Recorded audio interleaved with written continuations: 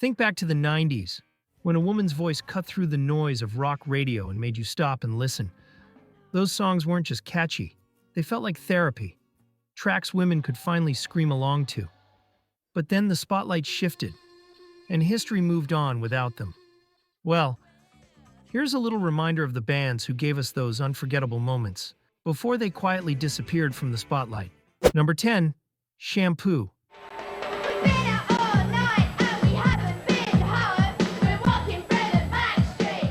The London pop-punk duo Shampoo burst onto the scene in 1994 with their single Trouble, which reached number 11 on the UK charts and propelled their debut album to over 1 million sales, particularly in Japan and across Asia.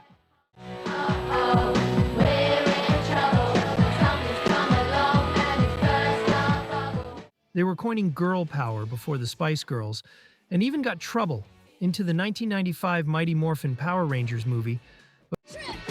Watch the birdie! Bye-bye. But by their second album in 1996, they were virtually forgotten in Britain.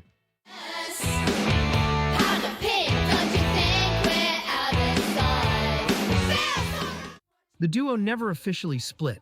They just took time off to have kids that ended up being permanent, quietly disappearing from the rock scene, with nothing but one infectious earworm and a whole lot of untapped potential.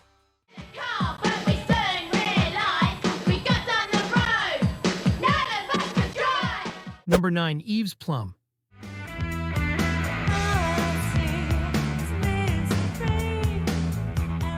Eve's Plum, a New York City rock band led by Colleen Fitzpatrick, enjoyed a brief moment of success in 1993 when their single I Want It All reached number 30 on the modern rock chart.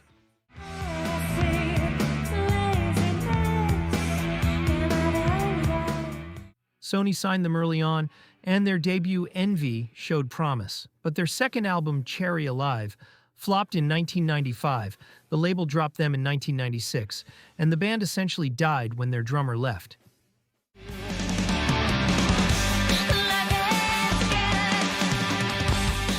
They officially called it quits in 1998, with Fitzpatrick going on to find massive pop success as Vitamin C.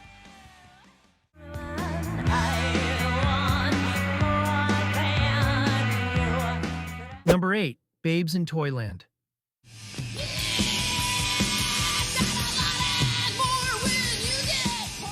Formed in Minneapolis in 1987, Babes in Toyland became known for their raw, abrasive sound and explosive live performances.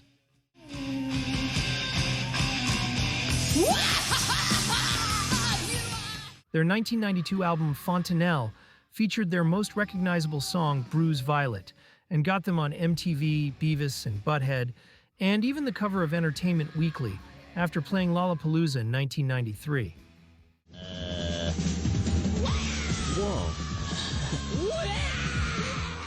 After releasing their third album in 1995, the band became inactive in 1997 and officially disbanded in 2001.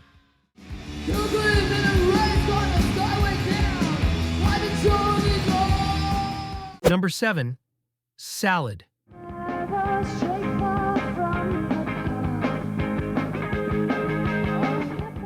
This London alternative rock band broke through in 1993 after opening for Blur on their Sugary Tea tour, landing them a deal with Island Records.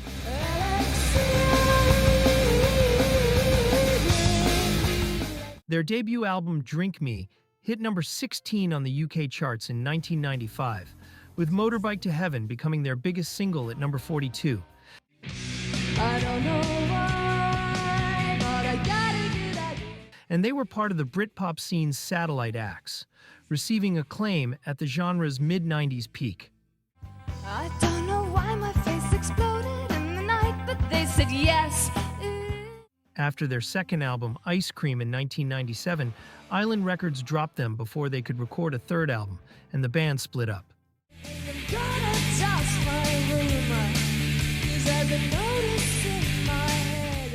Number 6, Letters to Cleo.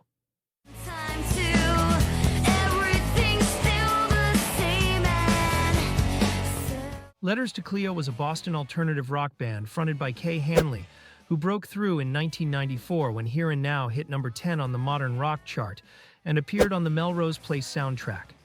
Living on a Sunday morning, got my toast and tea and a woman. I just Their debut album, Aurora Borealis, became a hit after a nationwide re-release in 1995, and they even appeared in the 1999 film 10 Things I Hate About You.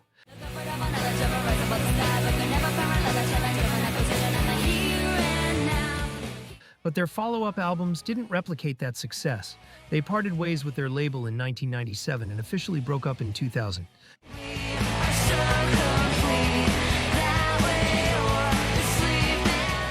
Number 5, Republica.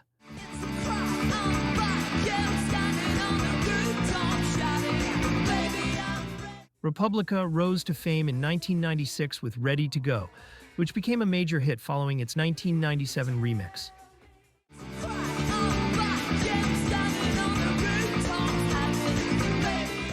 Their debut album went platinum globally and sold 3 million copies between 1996 and 1999, but their second album, Speed Ballads, flopped in 1998, and when their label folded shortly after, the band went on hiatus in 2001.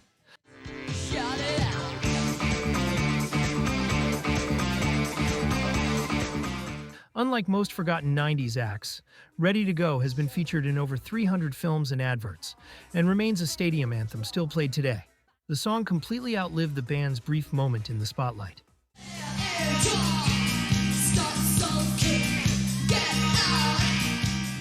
Number 4, Lush.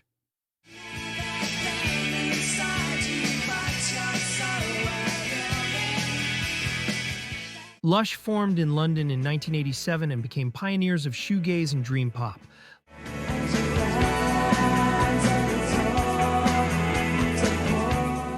Their 1996 album Love Life was their biggest seller after they shifted toward Britpop, with Lady Killers becoming a hit single that cleverly critiqued the misogyny within the music scene.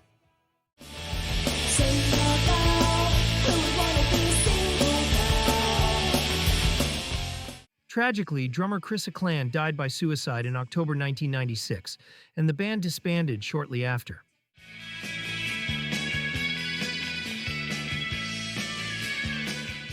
Number 3, Elastica.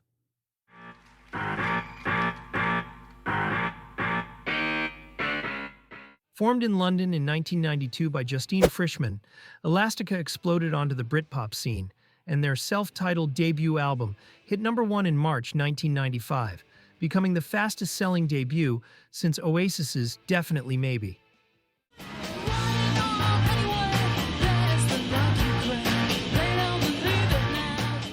Connection became their biggest U.S. hit, but the band faced plagiarism accusations from Wire and the Stranglers that were settled out of court.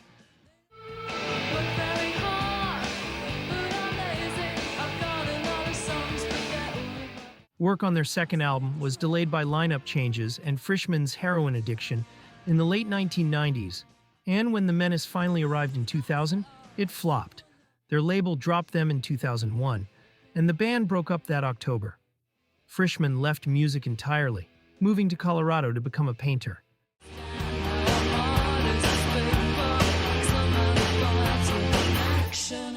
Number 2, Curve.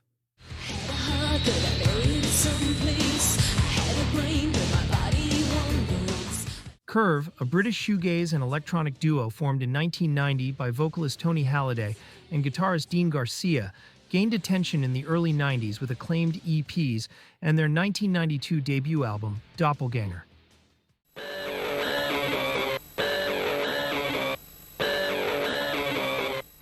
Chinese Burn came from their 1998 comeback album Come Clean after a 4-year hiatus, and the song was featured in Buffy the Vampire Slayer, the X-Men trailer, and even FIFA 2001.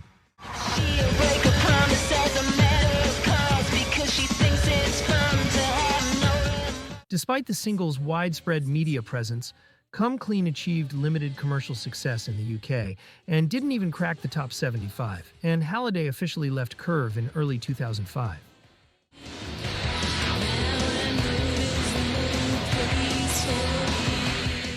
Number 1, Bikini Kill.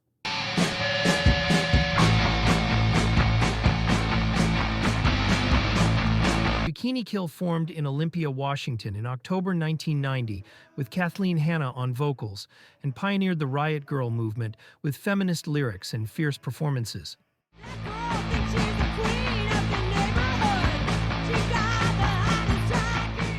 Their 1993 single Rebel Girl, produced by Joan Jett, became the defining anthem of the movement and was later ranked number 296 on Rolling Stone's 500 Greatest Songs of All Time in 2021.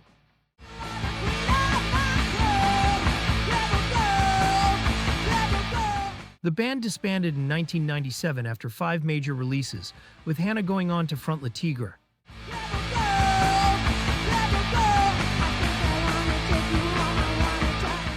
10 incredible female-led rock bands who deserve so much more. If this brought back memories, hit like and subscribe. What other bands did we forget? Drop them in the comments. Thanks for watching.